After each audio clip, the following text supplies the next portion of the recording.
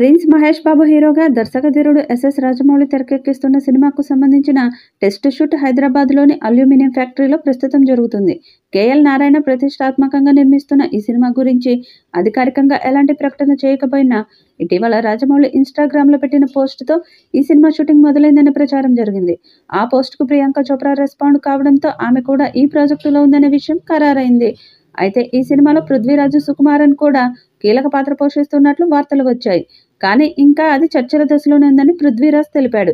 Test shoot పూర్తి అయిన తర్వాత వచ్చే నెలలో కెన్యాలో రెగ్యులర్ షూటింగ్ ను చిత్ర బృందం మొదలు పెట్టబోతుంది.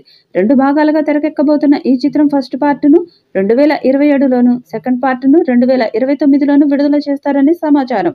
లాస్ట్ ఇయర్ సంక్రాంతికి గుంటూరు కారంతో ప్రిన్స్ మహేష్ జనం ముందుకు వచ్చాడు. సో తిరిగి 3 ఏళ్ల తర్వాతే అతను సిల్వర్ స్క్రీన్ మీద కనిపించేది. ఇదిలా ఉంటే SSMB 29 సినిమా కోసం ప్రియాంక చోప్రా భారీ రెమ్యూనరేషన్ తీసుకుంటుందనే వార్త ప్రస్తుతం వైరల్గా మారింది. ఈ మూవీ కోసం ప్రియాంక చోప్రా ఏకంగా 30 కోట్లు పారితోషికంగా తీసుకుంటుందని ఫిలిం నగర్ సర్కిల్స్లో ఓ వార్త చక్కర్లు కొడుతుంది.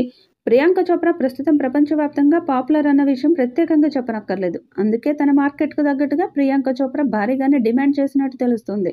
అయితే చిత్ర బృందం కూడా ఆమె పాపులారిటీ దృష్టిలో పెట్టుకొని ప్రియాంక అడిగినంత రెమ్యూనరేషన్ ఇవ్వడానికి ఓకే చెప్పిందని అంటున్నారు. కానీ మరోవైపు హాలీవుడ్ మీడియా మాత్రం ప్రియాంక చోప్రా రెమ్యూనరేషన్ 40 కోట్లకు తగ్గదు అంటుంది. ఈ వార్తల్లో ఎంతవరకు నిజముంది అనే విషయం పక్కన పెడితే ప్రియాంక రెమ్యూనరేషన్ మాత్రం ఇప్పుడు హాట్ టాపిక్గా మారింది. ఇక మరోవైపు జక్కన్న SSMB 29 మూవీ పూజా కార్యక్రమాలను ఎలాంటి హడావుడి లేకుండా జనవరిలోనే పూర్తి చేశారు. ఇక ఇప్పుడు టీం ఈ అడ్వెంచర్ థ్రిల్లర్ మూవీ షూటింగ్ను హైదరాబాద్లోని అల్యూమినియం ఫ్యాక్టరీ, కెన్యా అడవుల్లో అలాగే మరికొన్ని కీ లొకేషన్స్లో షూట్ చేయబోతున్నారని అంటున్నారు. ఇప్పటికైతే హైదరాబాద్లో ఈ మూవీ షూటింగ్ జరుగుతుందనేది లేటెస్ట్ అప్డేట్. అయితే ఈ మూవీ నుంచి అఫీషియల్ అప్డేట్ కోసం అటు జక్కన్న, ఇటు మహేష్ అభిమానులు ఆతృతగా ఎదురుచూస్తున్నారు.